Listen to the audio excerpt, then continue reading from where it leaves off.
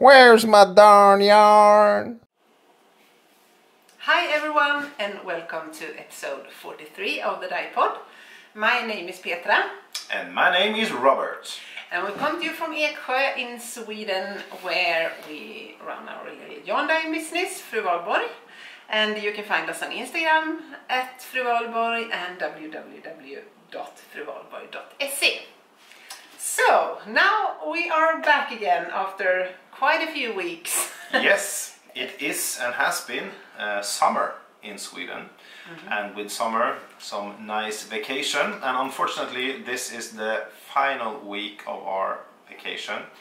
So on Monday, both myself and you start working again. Yeah.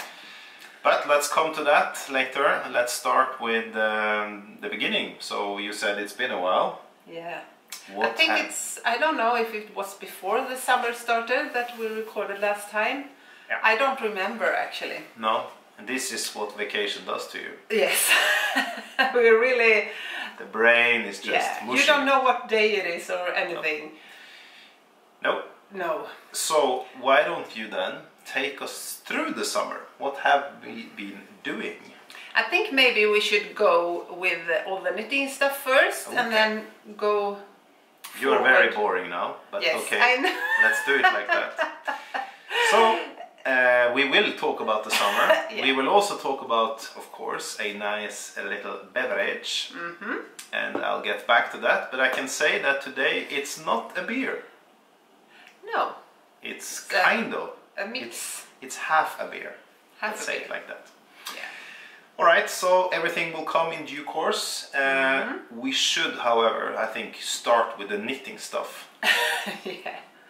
I have been knitting a little, but not that much as I intended to, I think, in the beginning of the summer. Why is that? Is it too hot or is I it a don't lack know. of motivation?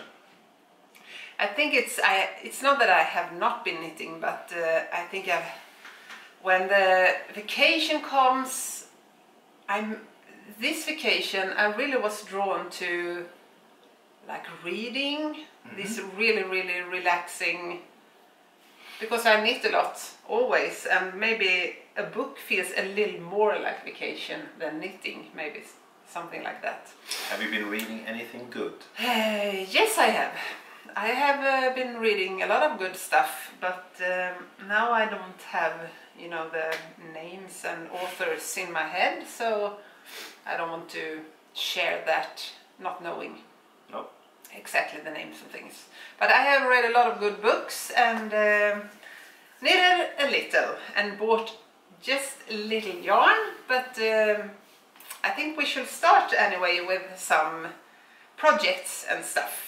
Okay. Okay. Let's do that.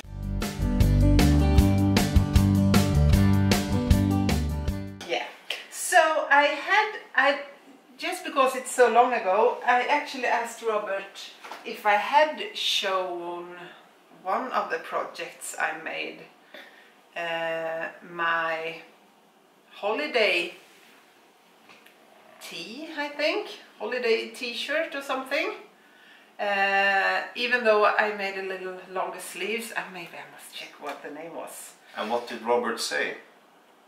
I don't know. Exactly, that's what I said. I don't know. It's the holiday t-shirt. So, and it's designed by Eritmel, and it's a really beautiful, simple raglan design. And I used my Alice base, which is a alpaca silk and linen base that I at the moment sell in the DK weight, but I've tried out the fingering as well, and I really like this yarn. It's a really beautiful drape.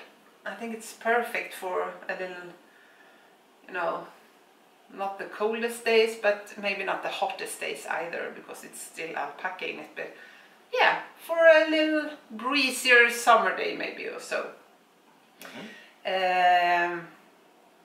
So, I was really happy with this. Who made this pattern? Eritmel. Eritmel. Yes. Okay. So, I might have shown it already, so maybe I shouldn't talk so much about it, but I think it's a beautiful pattern for a fingering weight yarn. That was the first. Okay. I don't say a lot more if I just said it a few times. So you're saying there is more? Yes. I also used the same base, Alice fingering, for another holiday t-shirt or something like that. I thought it would be a nice summer top. This is the Mount Pleasant by Pip and Pin, and this is not blocked yet, so you don't see the lace section down below that great. But this yarn evens out really good when blocked. So anyway, I really like this one. I don't know yet, sorry, there's something in my throat. It fits really good anyway, and it's a little boxy. It's a little more boxy than I thought it should be, because in the pattern it's kind of a fitted garment, at least the woman who designed it uses it in the pattern, and I thought maybe I would get it a little smaller, but I don't know, you might see it's a little boxy, but it's really nice. Don't you think it's hot to wear knitted stuff in the summer? We usually don't have that hot weather in Sweden, so I say no. Okay. It's not that we have 30 degrees a lot. No, They can also be like 16. I wouldn't wear that if it was 20 degrees either, because I get easily warm. Yeah, but I don't. Not Okay. in 20 degrees. So I use the other one a lot. Mm. However, this was just casted off, bound off, so I have not used this yet. But I think it will be great.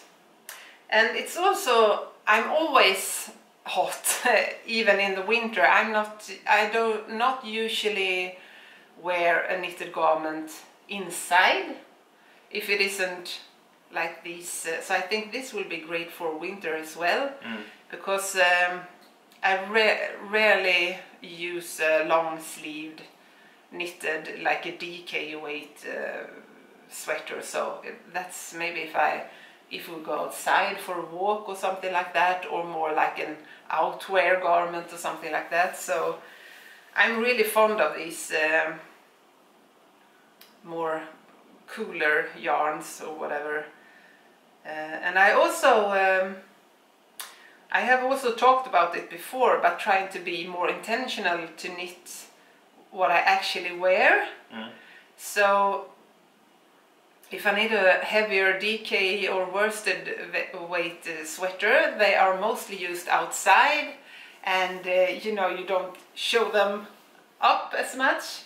I use them like under a jacket or something, and I really want to be able to wear, of course, the things that I knit. So I think tops like these are perfect for me, even in the winter, to be able to wear them inside and things, and they will get a lot of more use in that way. So I have more of these tops that I really would like to knit. So I think that, yeah, I have really tried to select patterns and yarns that I think I will wear a lot. Yeah, that makes sense. So yeah, I can really recommend this. It's an easy and nice pattern. You knit it bottom up, so you knit it to the sleeves and then separate for front and back, and then you just knit a little edge, a ribbed edge on the sleeves. So it's kind of a dropped shoulder or something like that on this one.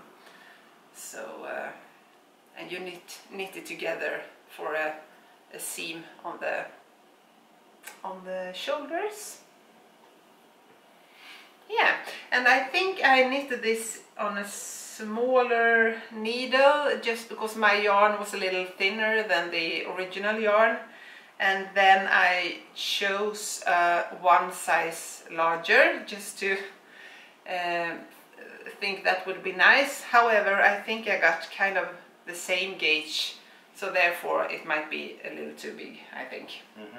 How can you, or can you make it smaller after it's knitted? Is that possible to shrink it somehow? Maybe if you have just a pure wool yarn that felts a bit, you can maybe, you know, put it in the, what's the name for centrifuge? Tumble dryer? Tumble dryer or something like that, just to make it a little more compact or something, but otherwise, no, you just don't make them smaller like that. But bigger is easier? Bigger is easier. If you heavily block it, you can stretch it out a bit. Okay. So that's easier. Yeah. But anyway, I think this will be good. I also like it's a little boxy because it turns out more air in it, of course. It feels a little more cool to wear, I think. So that's that. Really nice pattern. Yeah, so that was 2 of the same yarn and I really like it. It might come to the shop, as I said. I have not yet decided.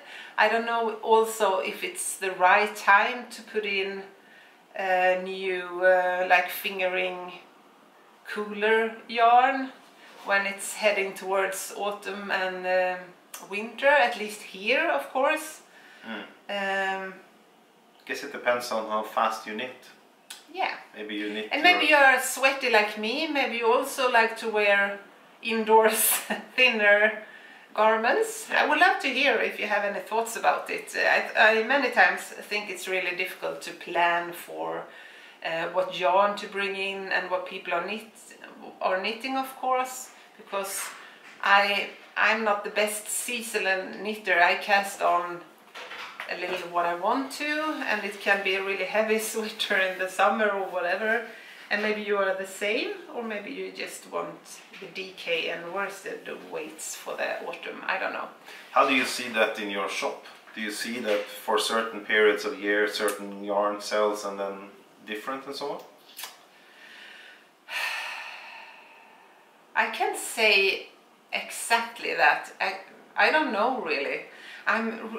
Since I'm not that intentional in or planning or whatever, since I can knit a thin sweater in the winter and the opposite, I may not think of it really.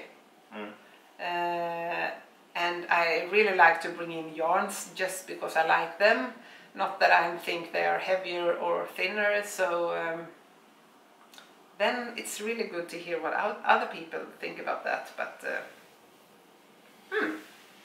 anyway, let me know if you have any thoughts about that. Yeah. So then I have oh, I can show this before.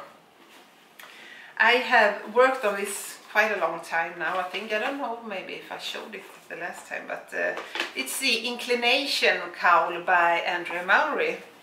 And I wanted to use some of my, not leftovers, but I have started up some projects and I have plenty of not used leftover yarn, if you say that. Yeah. But I thought it was really beautiful, and since I had a lot of colors with like 50 grams or whatever, I thought I may use a few of them. And this was the great project for it.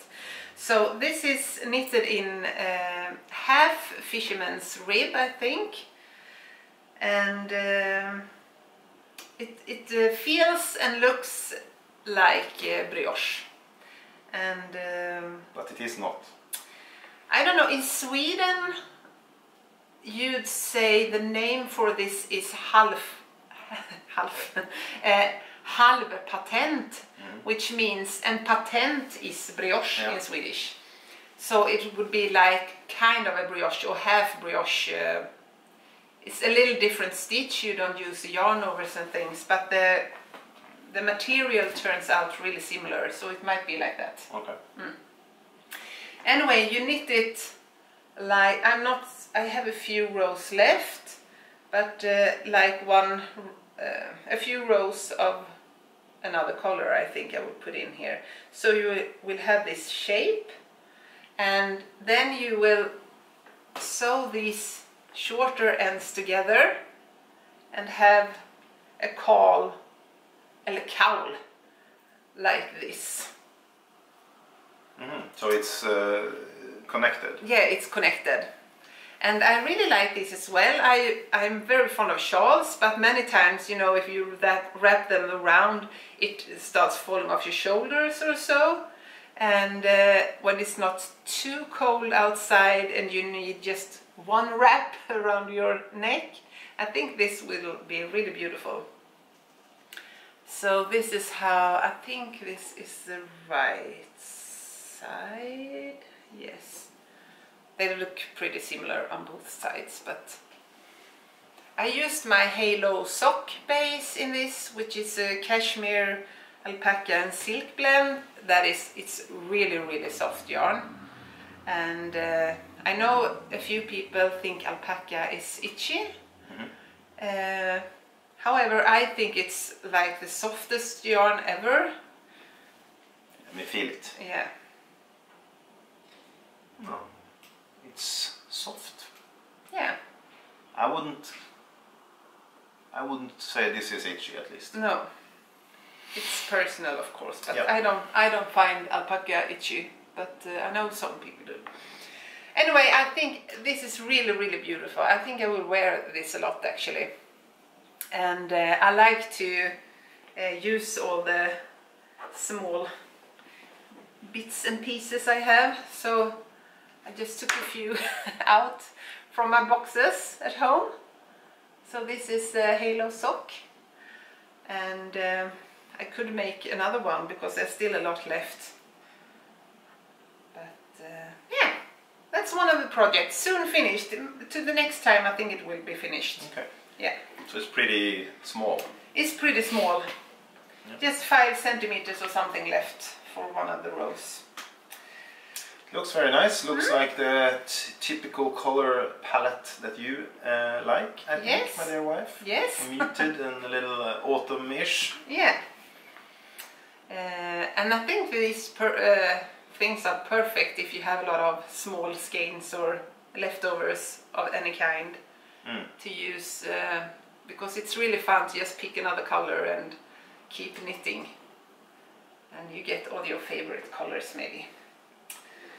So that was the Inclination Cowl by Andrea Mowry. Yep. And then I had one project that I actually decided for before the summer, because I have been wanting this for a long time, and it is the No Frills cardigan by Petite Knit.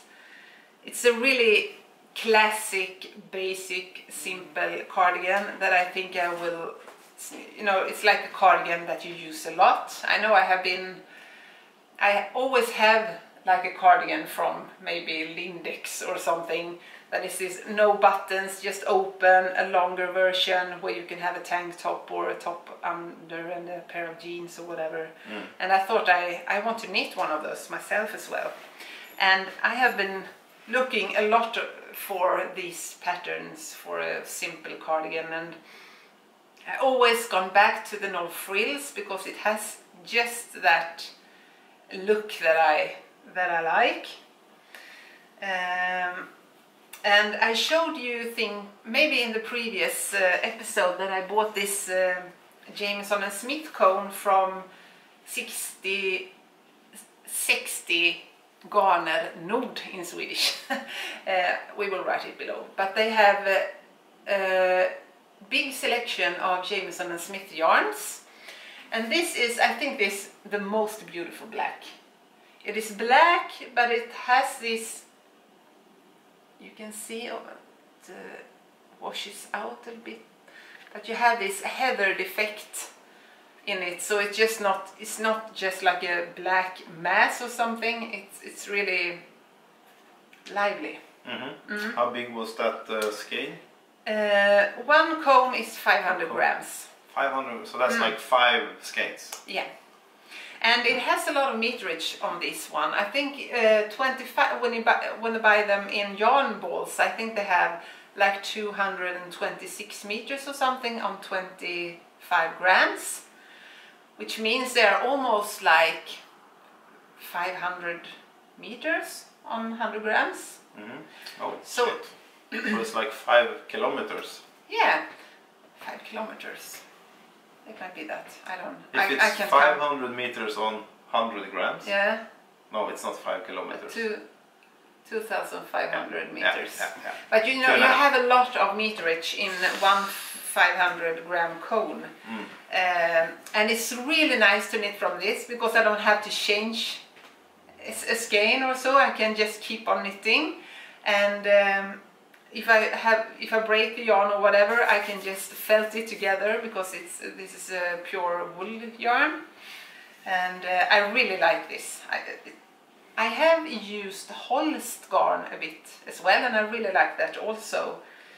And I think that has maybe like 10 meters or so more on 100 grams, but kind of similar yardage or meterage on 100 grams. But this feels a little more, I don't know, it fills up the material a little better, I think, even if it's really thin. So I don't know, there are some different, I don't know, it must be the spinning or something that makes it a little, feels a little heavier. I think it's quite fascinating to think about this in, you know, normally when I think about this, it's like how many skeins do you use, so it's 300 grams or 400 grams or whatever in a sweater, but when you think about the meters, it's like ridiculous. Yeah. It's a kilometer of yarn that you use for a sweater. You can imagine how many stitches it would be in this cardigan. Yeah, it's amazing. You might have like 300 or 400 stitches, one row.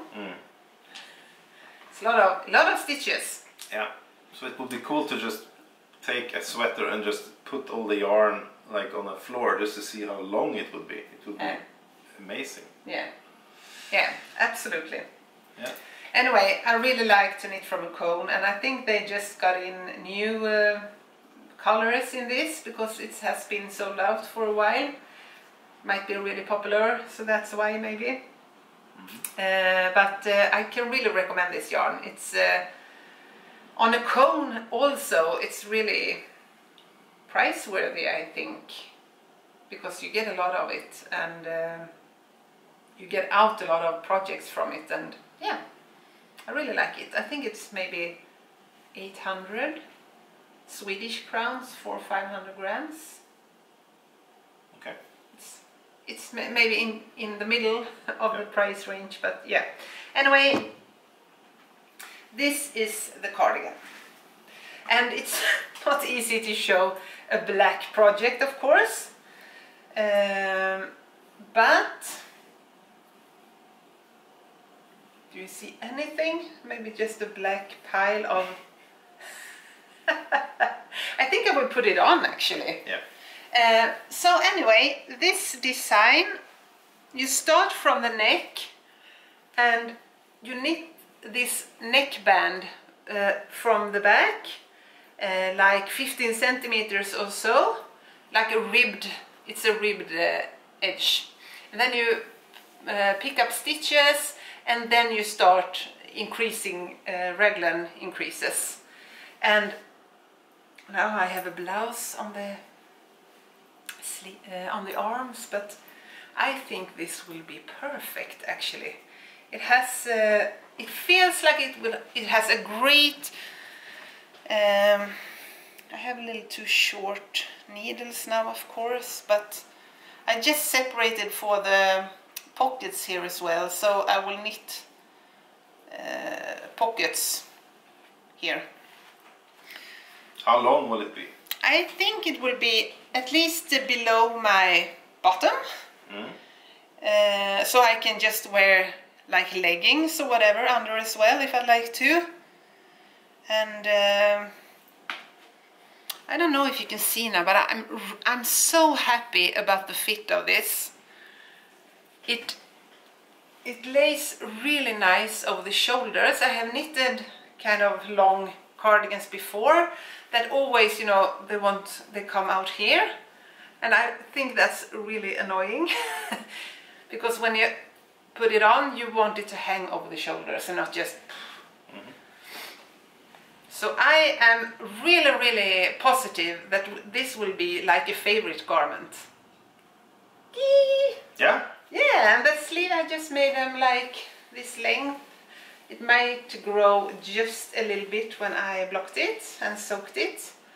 But kind of a fitted sleeve, and it will be open, so no buttons. And when I separated for the sleeves, I decided I wanted to do the sleeves first, just in case the yarn wouldn't be enough for the pattern. I wanted to have the sleeves done in the same dye bath or whatever you say, but and I also thought when the sleeves are done, I can just knit back and forth, and then when I'm done, it's just gonna be ready.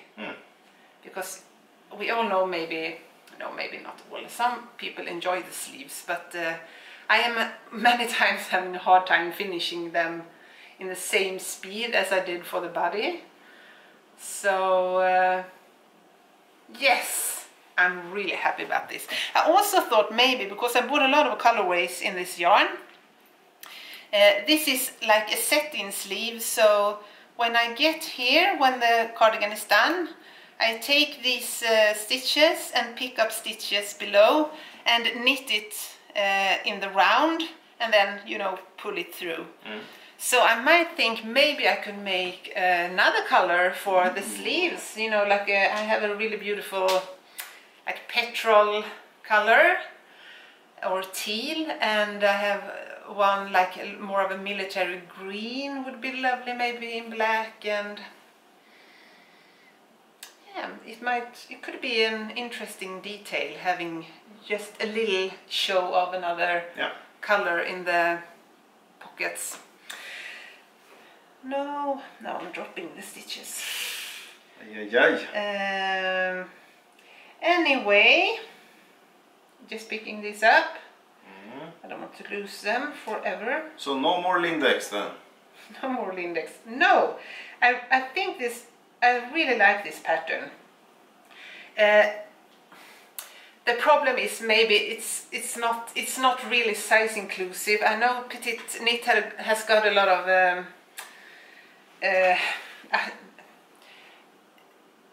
points on that they should make more size inclusive. It's a really big knitting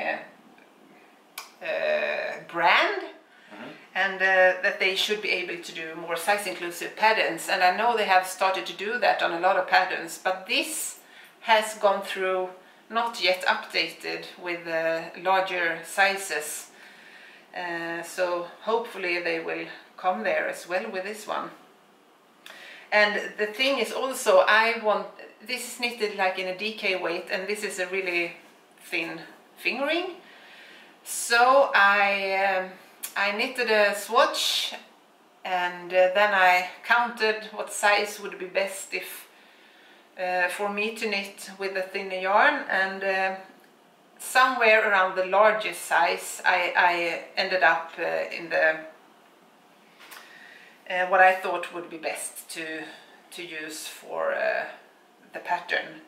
So then I just followed for the neck and things, I followed for the largest size, and then I just continued with the raglan increases until I found it and tried it on a few times while knitting, and then I cast it off for sleeves when I tried it on and thought it was nice under the arms and things like that. So now I have no idea what size it is.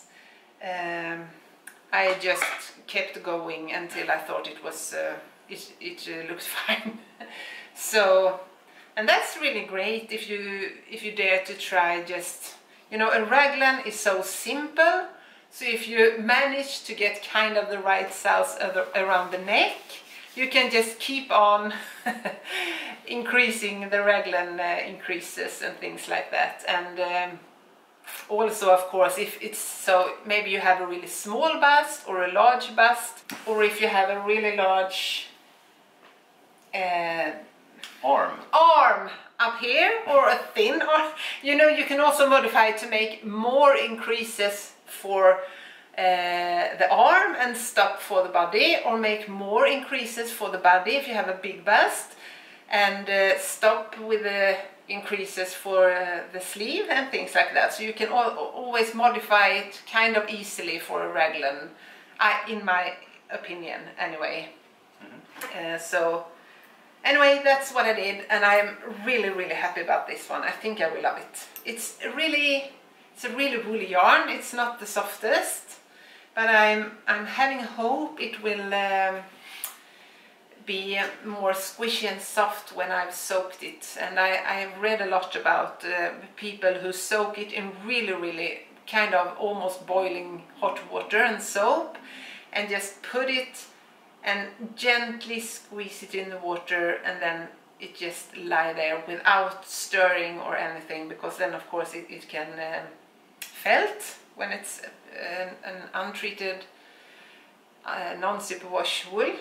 So that's what I'm going to try, because then all the what's the name now? Oh, like the spinning oil and things like that will disappear. Do you remove the soap, or do you just put it in there and then pull it up and hang it to dry?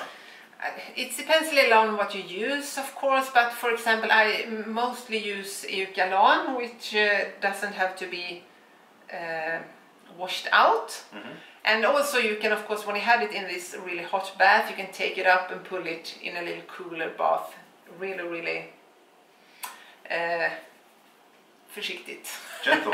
Gentle, yeah. So yeah, that's what I'm gonna try anyway. Okay. So this is a project, and now it actually, we notice now that it starts to get darker in the evenings. Yeah. And sure when sitting in the sofa now watching TV, I find it really hard to see the stitches. That's why I chose to do it now, because it's much lighter, of course, in Sweden in the summer, so you can see the black project much easier. But you need one of those interrogation lights on you. Yeah, but the best part then is it's just back and forth, and I can knit both knits and pearls without watching, so then it's fine. So it's really comfortable and comforting evening knit. I don't have to think, I just knit back and forth. So I really like this. It's a beautiful project, it's nice to knit on, and it's a long project because it takes time. I think I use 3.25mm needles for this one, and it's gonna be long. So I still have a few nice hours with this one. Yeah, I think. So I don't have much now more. Maybe a little sock. I don't know if it's anything to show. I casted on this when we went to Scotland. It's my Merino swirl base. In my colorway Stillness, it's a really pale pink with some speckles, rusty speckles on it. And this pattern is it's just from my hand, so I don't use any pattern also. I just cast on the 68 stitches on 2.25mm needles, and do the same thing I do with all my socks, just because socks is my no pattern, easy peasy knit thing that I have, like when going in car or on an aeroplane or whatever. Is it a long time until you get to the gusset? I just separated for this one, so yeah, I'm there. Yeah. So you have actually knitted quite a lot, I think. And one beautiful project. I showed it on Instagram, and it was the pattern from Pom Pom Quarterly, I think number 40. It's a mohair silk, Oh yeah. a top, a tunic, and I don't remember the name now. I will put it down here, but it's really beautiful, and you knit it in pieces, kind of like a front piece and a back piece, and then you knit the sleeves, and then you pick up stitches, and it's a really nice tunic. You can make it as a dress or as a cropped version or whatever. And I really love that one. It turned out really great. And when our lovely daughter Clara was home for a week ago or so, I had it hang up in my knitting corner in the house, because I really like to watch it, and she passed and said, "Mom, that is really nice." And I just, "Okay, do you want it?" So yeah, she took it. It's gone! You have to knit a new one then. Yeah, she was so cute in this one. She tried it on, and she was the sweetest in that, so I just had to give it to her, and she was really happy, and I was happy that she actually liked what I have knitted. So I'm just, yeah, I have to knit a new one now. So I think I will cast on one of those again soon. Maybe in the same colorways, because I choose them because I really like them, or something else.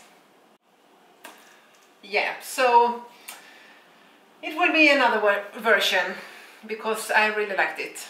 But I can show it to you. You have to watch my Instagram if so, and I don't have a lot of pictures.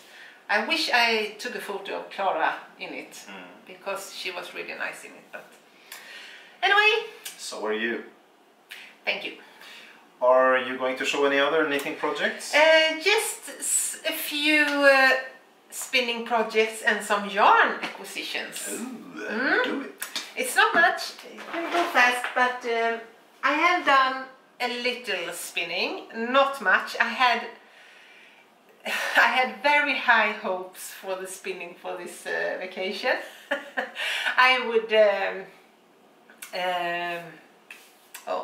and my English is really rusty as well, but I was supposed to card some wool for, I really would like to spin yarn for a sweater, and I bought a really nice drum carder that I got just before the summer, and I might film and show you a bit if I have the time and things, but I had a lot of attention for the spinning.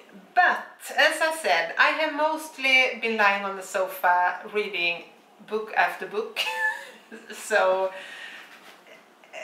yeah, this is what I have spun anyway. I really like it. It's like a big bread. But this is a really, I'm really happy about this. I dyed some Rambouillet and some Pullworth. So one strand is Rambouillet and one strand is Pullworth of this skein, and I think it's almost 200 grams. So it's a really heavy skein, but it's really plump and soft, because both of those wools are really, it's like a mushroom almost, you know, the thing you wash yourself with. But yeah, so this turned out really pale. It's a little rust and purple and turquoise in it. I hope you can see it, because it's really nice. And it turned out like, I think it's almost like a sport weight. I have not exactly counted the meterage on it, but it feels a bit like a heavy fingering or a sport weight. And I also dyed another braid in kind of the same colors but darker, so I would have a contrast for this to maybe knit a two-colored shawl or something. And I have maybe 20 grams left now for the spinning for that skein, so I'm soon done at least. Maybe for the next time I have them both and can show them together. But I'm actually did this with the inclination cowl in my head, to use just two colors that I had spun myself and knit the inclination cowl that I showed you before. So it might be that if I like to wear it, otherwise maybe another shawl. It's a lot of, it will be like 350 grams for the two of these skeins, so it will be a lot. It will be enough for a bigger shawl as well. So yeah, and I'm using my Ashford e-spinner that I bought from Limo Design here in Sweden. She sells a lot of this stuff. You're gonna sell anything of the ones you spin yourself, or is it No. more for personal pleasure? Only for personal pleasure. It's way too much time in a skein like this. I would have to take... If you know me, I have a company, as you know, but I'm of course want be paid for my working hours. Yeah. Not like a hobby payment or something, so they would be way too expensive. So you can buy a car, or you can buy one of those. Yeah, exactly. And then I also spun this. This was some of my first braids that I dye. I just tried it out. They was a little felted, and I can sell those, so I just take them myself. And they are just perfectly fine spinning anyway, but you know, you don't want to sell a felted skein in that way. It's still a little tangled, but it has really beautiful colors, I think. A lot of browns and blues and turquoise and green. I don't know if you see it really good, but yeah. As usual, we don't have the best light in here. But yeah, and this is also really heavy skein. I think this is about 180 grams or something like that. Just because I really like the e-spinner. It has really, it has a jumbo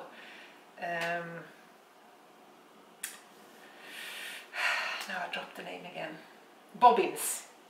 The jumbo bobbins, so you can spin 200 grams on one bobbin, which is great. You get this a lot of yardage on one skein. So and when you knit, is it better to have, like, if you want to have knit a lot of things in the same color, is it better and easier to have one giant skein or to have more smaller ones? I don't know, but I think maybe it's just in my head. I think it gets consistent when you use everything at the same time, and you spin it everything at the same time instead of starting over doing another skein. But I don't know. I'm not an expert. I'm just a novice doing it for fun. So I bought this yarn architecture book by Gillian Moore. We can write it down below. It's a really technical book about spinning and intentional spinning, and you know, woolen draft and worsted draft, everything about spinning, and it looks really great. I have read a few things, but then when I actually sit down at the spinning wheel, I just want to spin. I don't want to try and do a little skein of this, and maybe it will come to me someday. And I like to learn about it, but when I do it, I just want to sit and spin what feels good. So I'm a lazy spinner, really beginner spinner, but I really like it. And I like to love that I actually can do a skein of this myself. What does intentional spinning mean? It means that you know maybe that you want a sport weight yarn. Mm-hmm. You know, or if you want it worsted spun or woolen spun or 3-ply, I just get the yarn I get, you know. Okay. And then when it's done, okay, this turned out a DK, and this turned out it wasn't intentional in that way. I understand. Yeah. So that's that, and the time, yeah. I bought some really beautiful yarn shall I talk about that when we talk about what we have done? I think that makes more sense. So I just have one acquisition of yarns before that.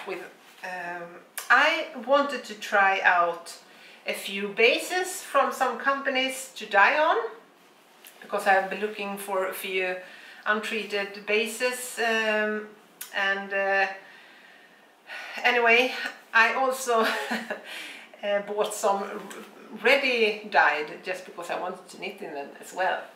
So this is one of the yarns that I got. It's a really clayey, what can you say, brownish, pinkish color in pure silk. So I think this is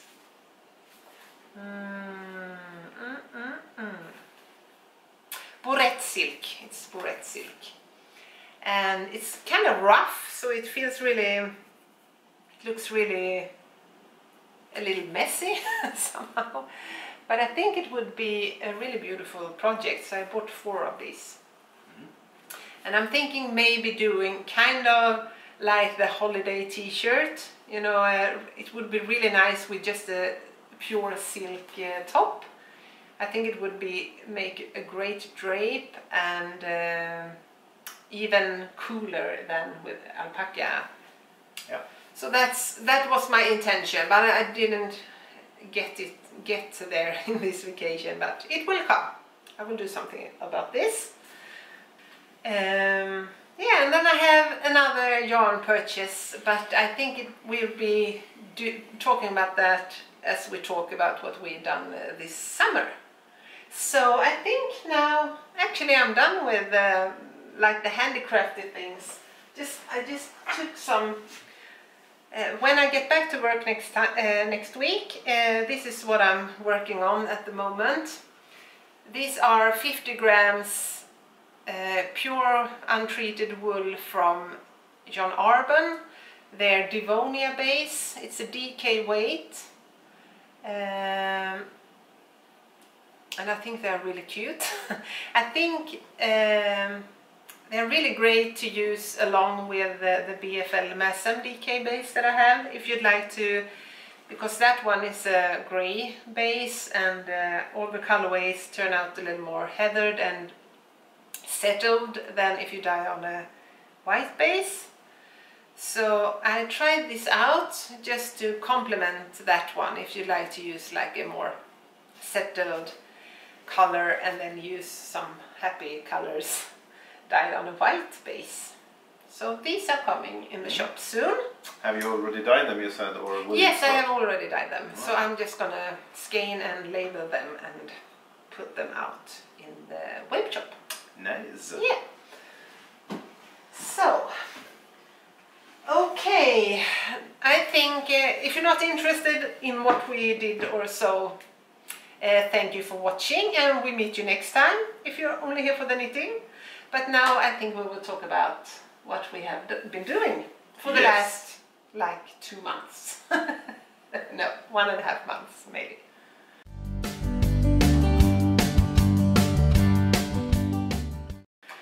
Yes, and I would say that a logical way to divide this summer would be into 3 parts. One part it would be Scotland, one part would be Norway, and one part would be home. Yeah. Is that a fair way? Yeah.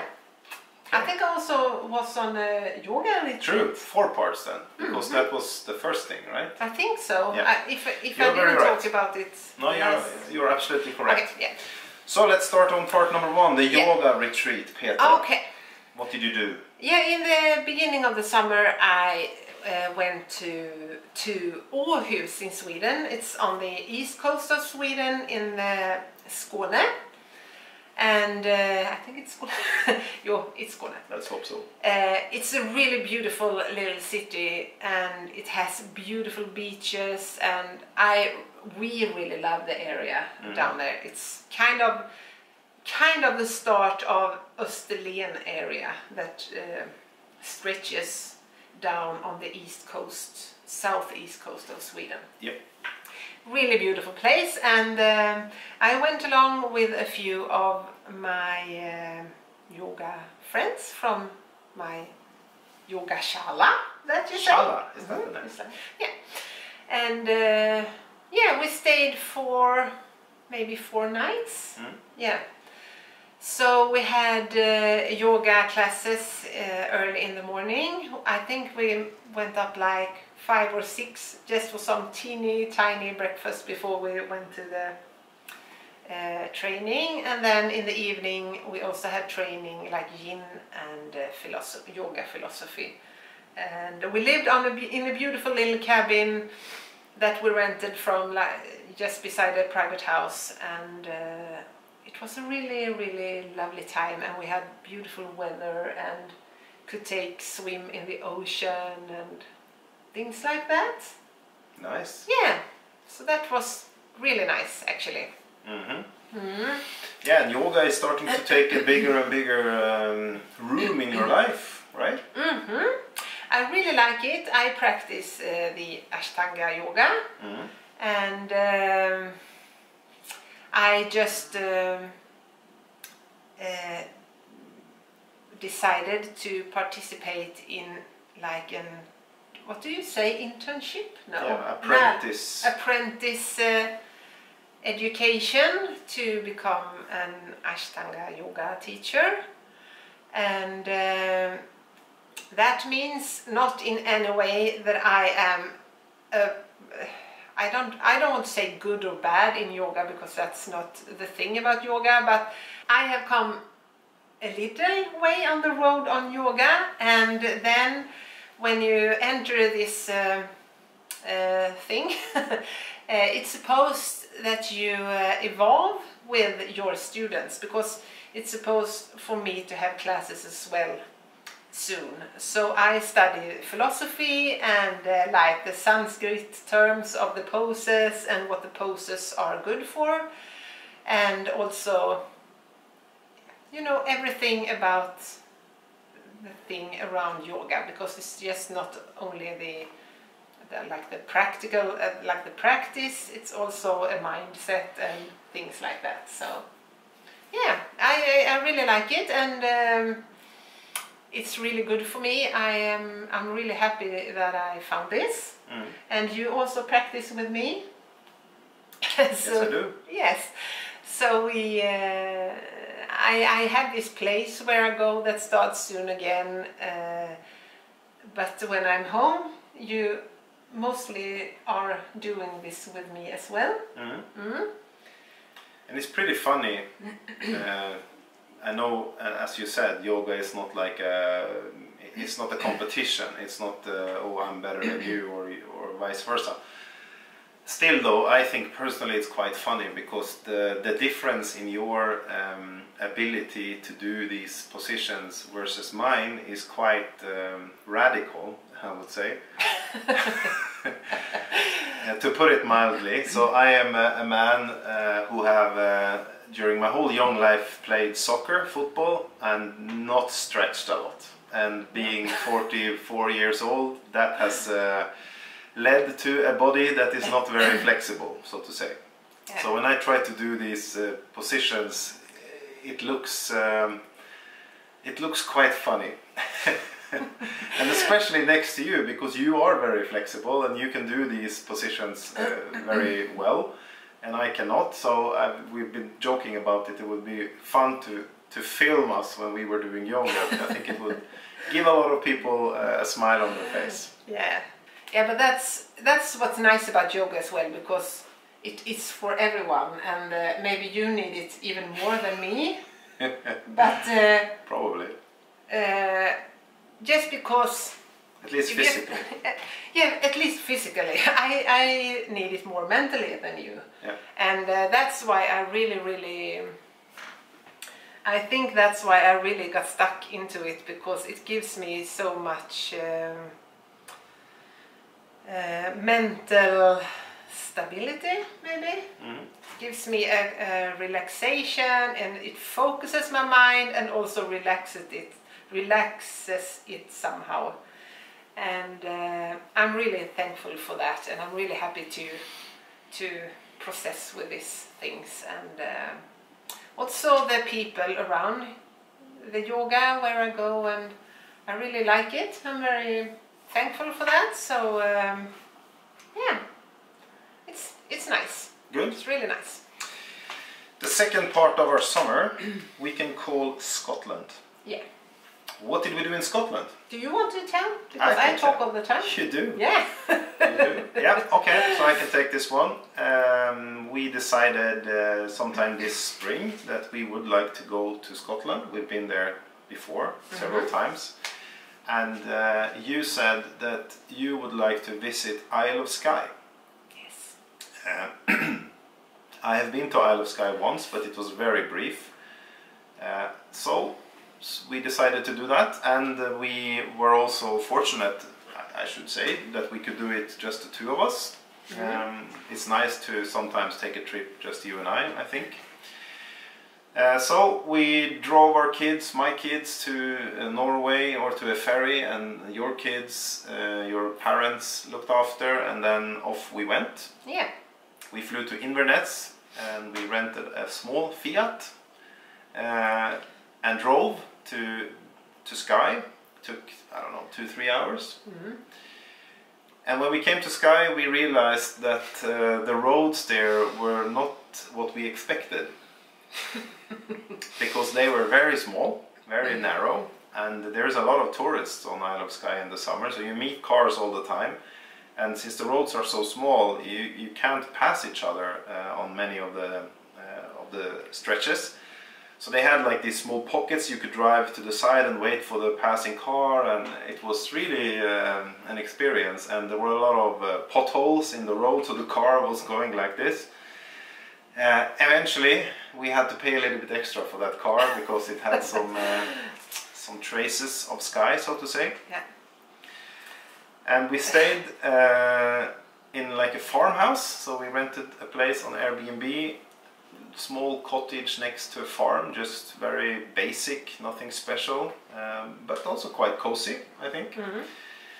And then you had done some research, so first day we went to a place called the Fairy Pools. It was like a river/waterfall area, very, very beautiful, and nice scenery, all these big grassy hills and the nice water, and we even took a bath there, which was cold but quite refreshing. Yeah. And then we went to a place called Portree, which is kind of the city of the Isle of Skye. Also a nice little place, I would say. But most of all it was for the nature, so we drove around, we looked at these different spots, and we also went up to a place called the Old Man of Store. Yeah. Was it? Yeah. Like a cliff on top of a hill, so to say, so it was quite a stretch to get up there. We were quite tired in our thighs and legs, but the reward was worth it. Yeah, it was really beautiful. Yeah.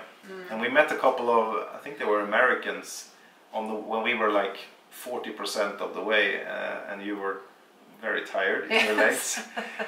So I said to them, you need to motivate my wife so she can continue. And then they said that, yeah, you know, it's worth it. It's gonna be painful, but it's worth it. And they were right. Yeah.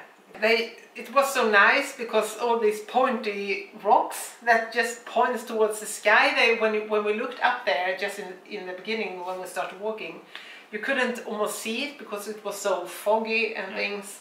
And then the closer we came, the more intense you saw these rocks. It was really beautiful. Yeah, for sure. And one of your aims of the trip was to pet a sheep. Yes. Did you succeed? No. Did you try? I tried. There are so many sheeps, sheeps everywhere. And I really wanted to touch them because they looked really fluffy and cozy. A lot of the blue-faced sheeps with this black heads and black legs, and this like a fluffy cloud in the middle, like the body. But they didn't want me to pet them. They were not actually that social. They just turned their butts to me and walked away. So no petting here. So failure on that target. Another target you had was to find a place where you could buy yarn. Yeah. Did you succeed on that target? That one I succeeded. it was kind of difficult, I think, to find wool. At least when I googled for it, I didn't find. I find some like weaving guilds or something that I thought maybe they are, you know, I don't know if they're like more weaving stations and things like that. But I just wanted, you know, the yarn. I wanted something to to buy and knit from. So we didn't find a lot, but it was kind of our way home. No, maybe it was the last day. Yeah. Okay, but we just suddenly passed by with the car a sign with like Scottish wool or something like that. Yeah. And I'm just, and you said, oh, it's wool, and I'm just stop the car. And she just, and we have to turn and went in there, and it was it was a woman we met. We had to push a button, and it called for someone in another house, and a woman came out, and a really Scottish woman, you know, with the accent thing. I love the accent. It's a beautiful language. And she told us everything about the sheep, you know, because it was like just a little tiny cabin, maybe like 6 square meters or something. And she told us about her sheep that walked around. She had like blue face and shevet. I can check because I have something to show you. But she had a few different breeds, and she had her spinning wheels there, and she also spun yarn and sold, and she also had like these classes because she had designed a few sweaters, I think, and things like that.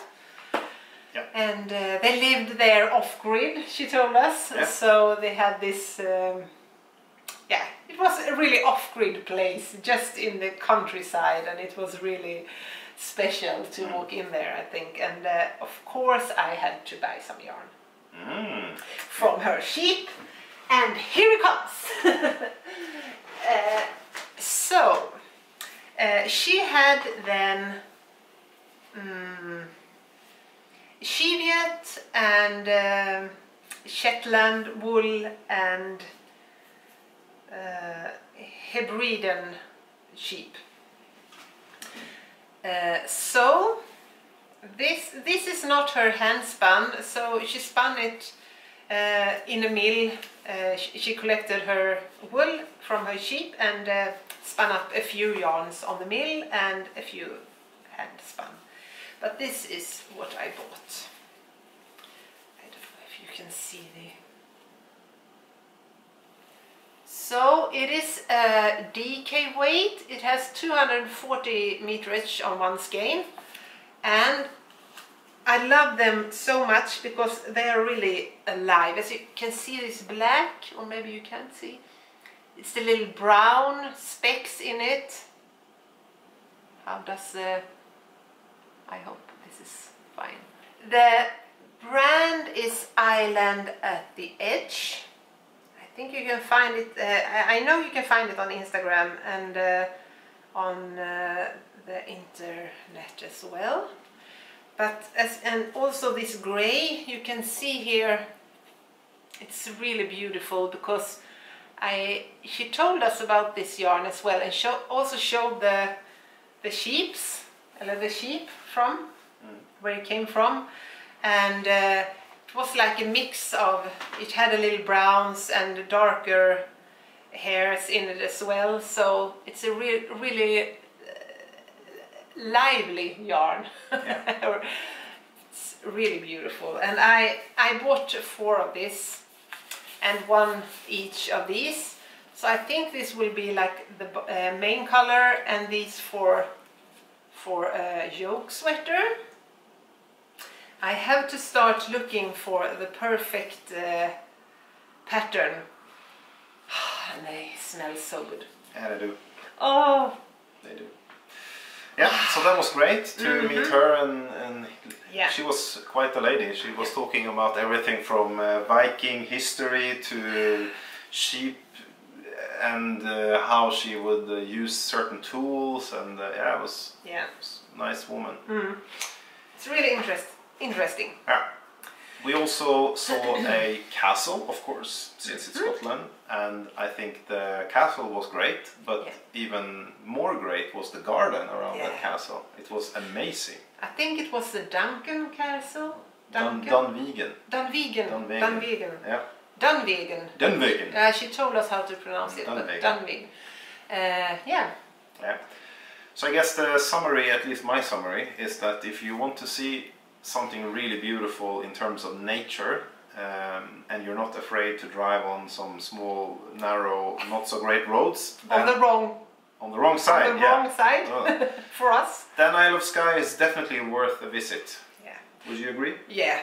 The entire Scotland is really beautiful. You know, we drove to Inverness as well, from Inverness, but I think the entire Scotland is really, really beautiful. Yeah, for sure. I love Scotland.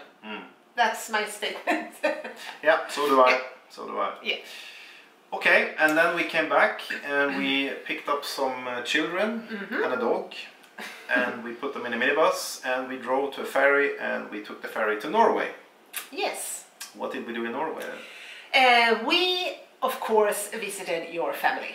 Yeah. Robert's parents just bought a new house just at the coast of, on the east coast of Norway in Valle, or near Porsgrunn. So yeah, it's really nice, a really nice house, a really nice placement of the house, and we of course spent a lot of time with your mother and father and your sister and her sons and husband, and we took some boat rides out in the archipelago. Do you say that? Yes, you do.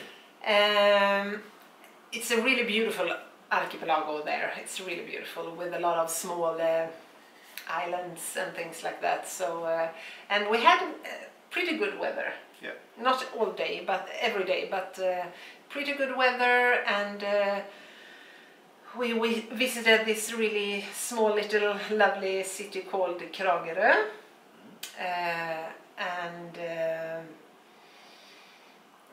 we of course one day went to a mall. Me. I did not. I sacrificed myself and had to sit the dog, you know, so couldn't go to the mall. No, but I went to the mall with all the ladies. So we did that one day, and yeah, we had some good food, and really just was on the beach one day, and a lot of baths and things. It was really nice. Visited the little restaurant in Valle for some good food, and I had some mussels. Mussels? Yeah. It sounds like yeah. Mussels from Brussels. Yeah, really nice visit. We stayed there for a week. Yeah. Monday to Sunday or something. Something like that. Do you have anything more to add? Not really, not more than that. I think it's, you know, it's been 3 summers since we spent some time in Norway in the summertime, and the place where we went to, this is a place where I've been every summer of my life, except those Corona summers. So I thought it was really very good to be back. I'm very happy that my parents, because they had a summer house at this place and they sold that, and that made me a little bit, not worried, but I thought it sucked. So now they bought a house in this very same place, which is perfect. So I hope they keep that house for many years so we can go back and visit. Yeah, so I like being there in the summer to spend at least a week there. Yeah, it's kind of a tradition for me. Yeah, it's really nice. And the final part of the summer is the part we are in right now, although at the very end of it, it's the stay-at-home part. And I think it's been quite nice, actually. We haven't really done anything. No, it's really nice. We just, you know, when you travel and you're away, that's really nice. But you also need that just being in your own spot and just chill and relax to just, you know, get the vacation mood as well. So we have just you have been playing, and I have been knitting and reading books, and you have been reading books, and we have just, you know, sit out on the not balcony, but whatever it calls. Anyway, in the garden, and we didn't do any useful stuff. Nope. Just vacation-y stuff, and that is really, really nice. Yeah. So, and also we have been doing other stuff, you know, since all the children are home, there is not, you know, that you can take a full day off. No, we are taxi drivers, Yeah. chefs, cleaning people. Yeah, we have been a little bit of everywhere. I had one full day in Gothenburg because I took an entire teenage group to Liseberg, and I spent some time in Gothenburg. I had to wait for them the entire day. And tomorrow I'm going to Öland to pick up another group with another one of our daughters, because they have been tenting there for a few days, and stuff like that. But it has been nice anyway, and that's nice, of course. Anyway, they are having a good time as well. So, and our oldest daughter is soon about to move to Paris. Hopefully, she will, but they have had really problems to get somewhere to stay in Paris, because there are more people that want to live in Paris. So that has been a little stressful, I think, and of course for her and her boyfriend, but yeah. Anyway, that will be fine in the end, I think. I'm sure it will. Yeah. So this concludes the summer, and that means that come Monday, today is Saturday by the way, so 2 days from now, both you and me will go back to work. Yeah. Personally, I think it's gonna be, it's a little mixed bag. It's always like this for me. I like my job and I like my colleagues and so on. I also very much like having vacation. And yeah, starting that work engine again for 6 more months, it's a little challenging, to be quite honest. Yeah. How is it for you? It kind of sucks. Yeah. This time, I think. Yeah, I'm a little, I don't know, I'm a little in the point where I actually don't know where to go in my working life. I love this business and everything, but it's a heavy job, and I've talked about it more times, of course, but yeah, I don't know really what to do. You're at the crossroads. I'm at the crossroad and I don't know which way to pick. No. So I'm a little lost at the moment, and that's fine. It's not that I'm really struggling with it in that way, but yeah, that's what I'm thinking about. You know, I'm loving my job in many ways, and I love the yarn and the community and things like that. But it's also, as I said, tough for the body, and always being a little worried about the income, and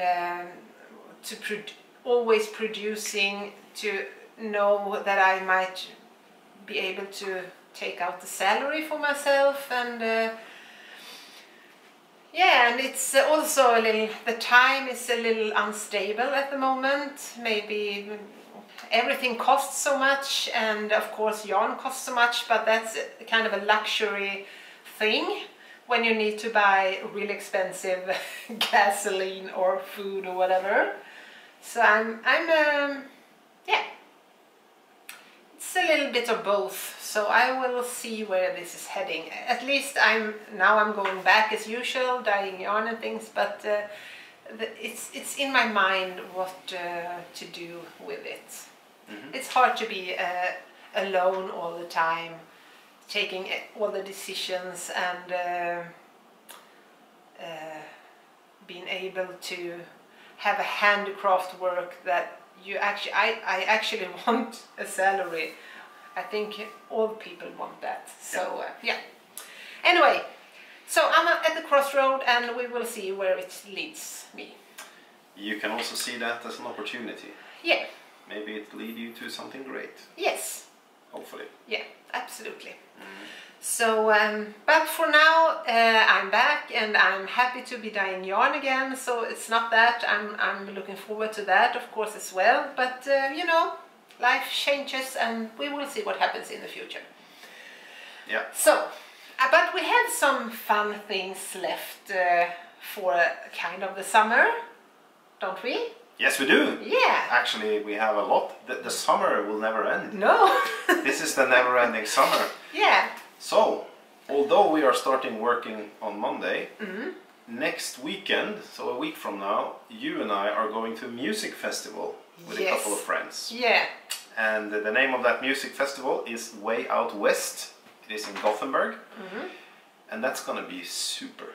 Yes, it will be really, really nice. There are a lot of nice groups or artists that we want to see, and we hope for now it looks like it's gonna be kind of good weather, and we're gonna stay on a hotel for 3 nights with our friends, and I think it will be awesome. It will. It was a really long time ago I went to a festival in Yeah, that way. Me too. I can't Ages hardly ago. remember. No. And it doesn't stop there. No. Because then we are going on 2 more concerts. Yes. First we go on the Ark, you and me. Yes. And the day after we go, or it's vice versa, we go on a guy called Victor Lexell and Miriam Bryant with our children. Yes. So we have 2 great concerts coming up. I'm sure they will be both very, very cool. Yeah. And it doesn't stop there either. What's happening after that then? The week after that we are heading to Greece, to the island Creta, for a week with all the family, not the oldest daughter but the other daughters, and that will be just great. Yeah. Yes, it will.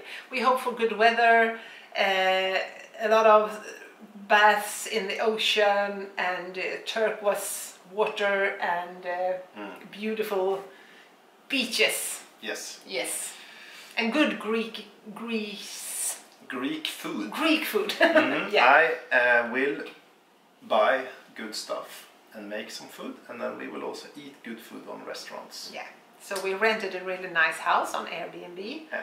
That will be great. So we have a lot of nice stuff to look forward to. So it's almost like we have another vacation coming, or we do, but Yeah. it's a shorter vacation then. So I think this is going to be a good start of the autumn, actually. Absolutely. Yeah. Yeah, that was a really long update. A lot have happened, you know. Yeah. We are doing these pods too rarely. We need to do them more often. Because That's otherwise they become so long. Yeah. Yes.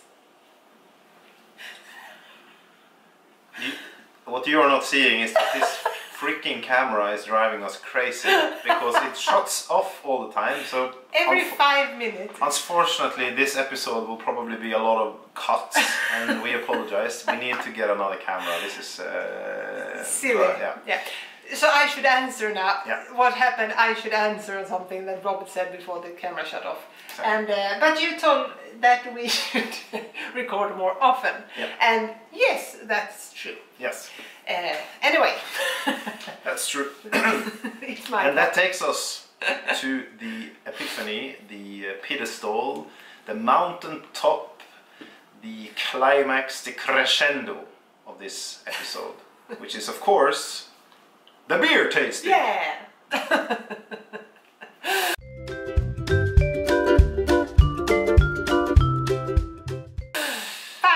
Finally, and today, as I said in the beginning, if you still remember, that's like 4 hours ago, today we are not going to test a beer, really. We're going to test kind of a beer, because today we are going to test something called a radler. You know what that is? Maybe, maybe not. Maybe we start with asking you, what is a radler?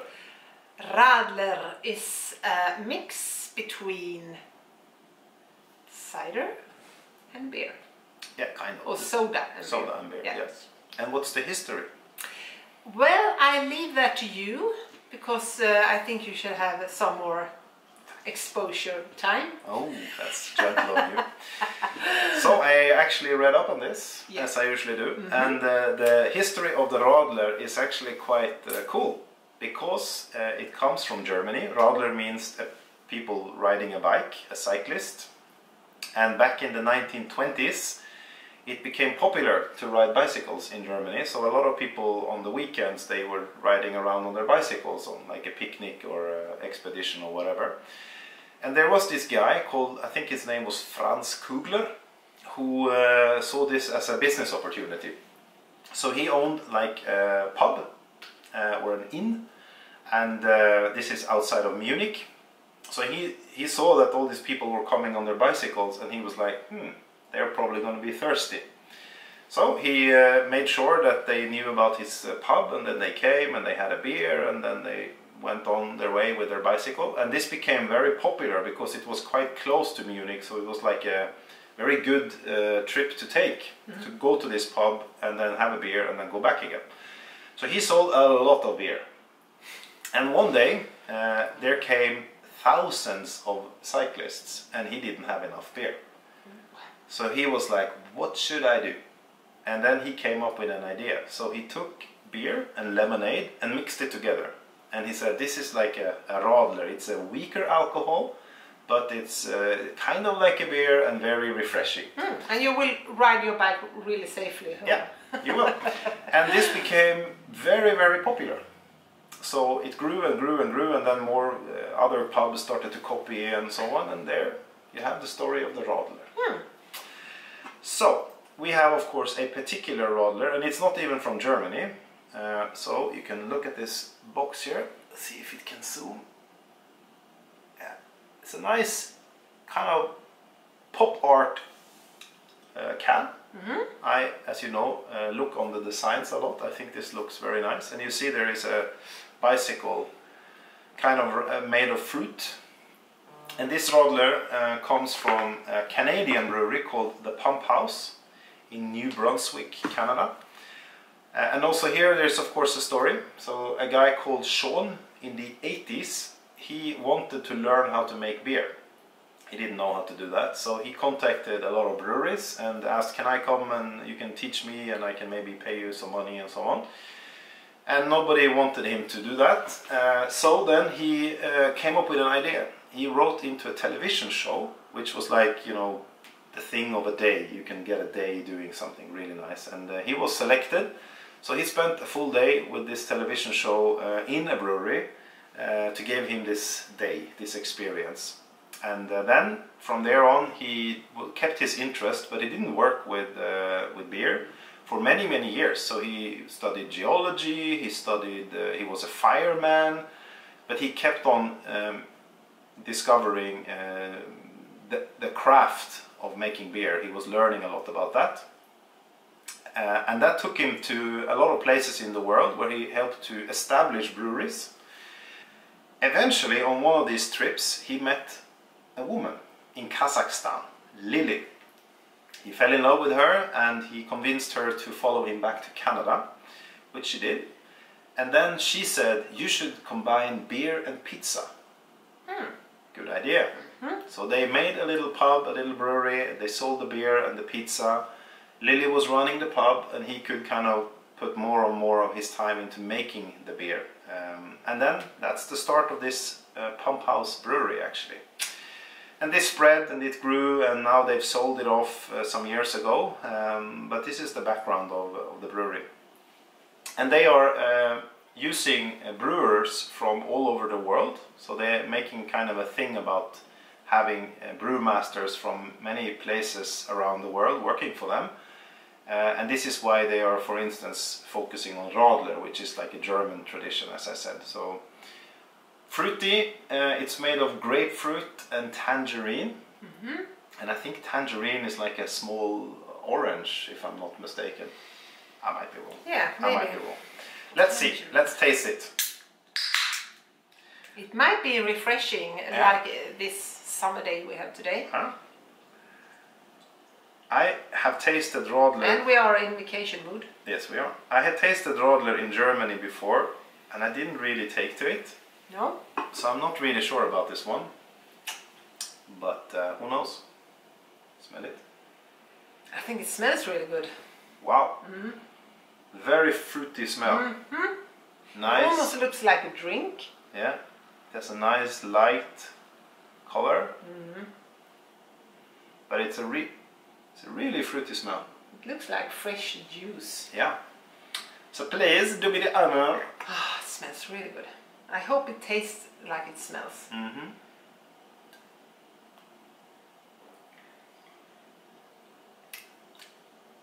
Don't say anything. You need 2 sips. That's the trick of tasting something.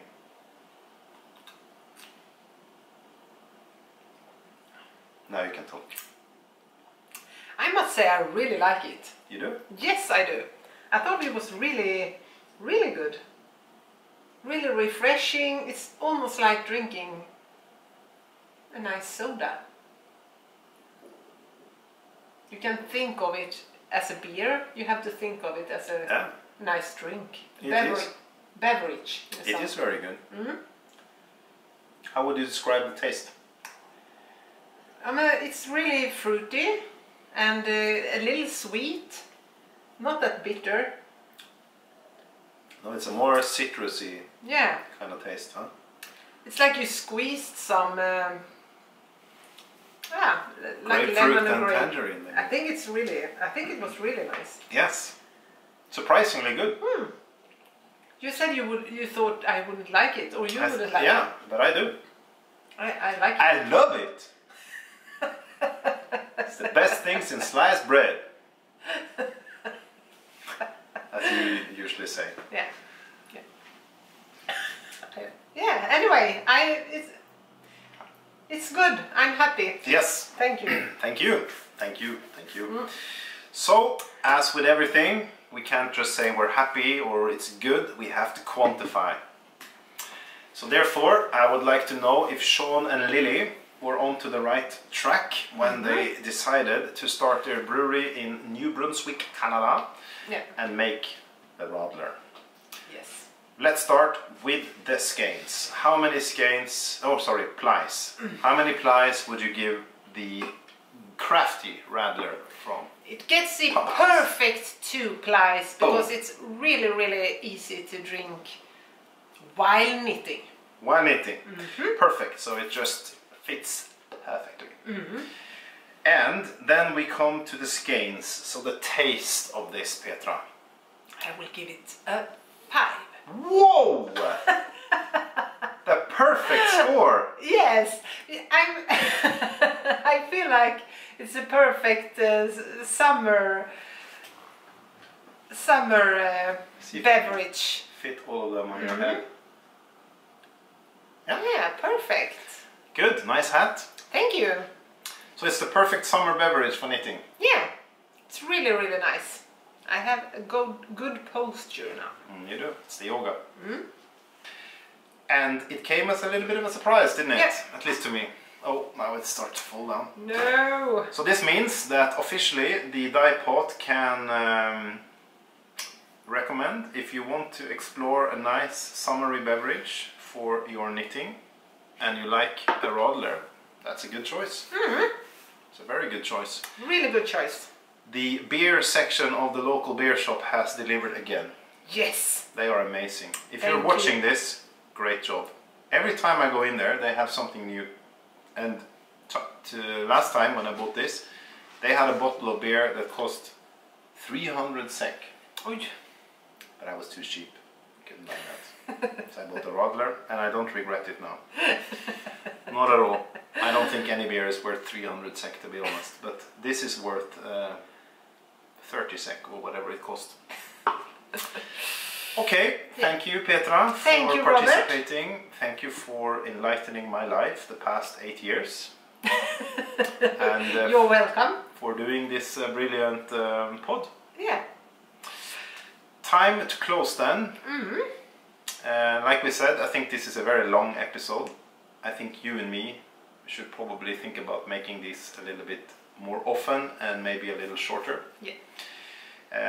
You can put if you have views on that, please share below if you think these are too long. Also share if you have anything you want us to talk about, or any questions, or anything good or bad. We are always open for feedback, in any shape or form. In a nice form. Yeah, in of course, kind keep form. it constructive, but be honest as well. Yeah. And of course, if you like it, share it with some friends, tell them to subscribe, you know the story, all that. That would be great. For me, we still, usually when we close the pod, we have a couple of reflections about, you know, the world. The world is still what it is. Nothing has really changed since the last time. I think it's, as always, important to be nice to people, important to take care of each other, important to try to spread positive, open atmosphere around us. That's at least what I believe in, and I think what you believe in as well.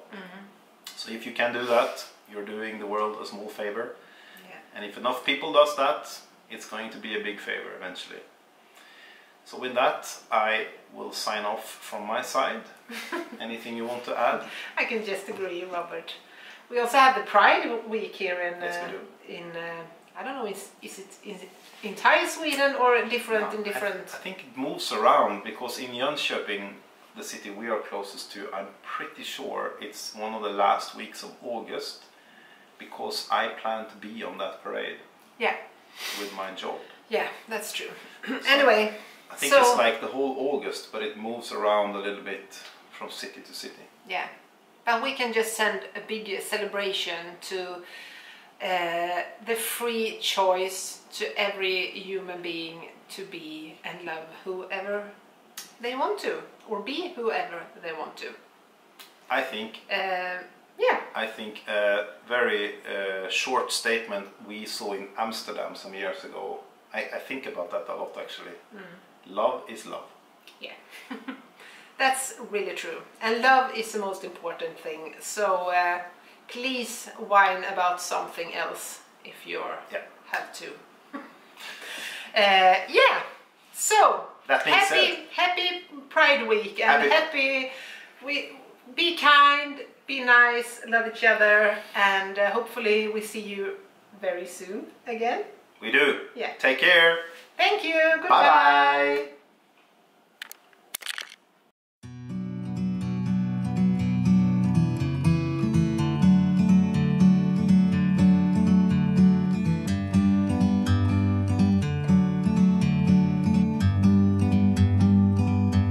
Like a bird on a tree, I'm just sitting here. I got time, it's clear to see. From up here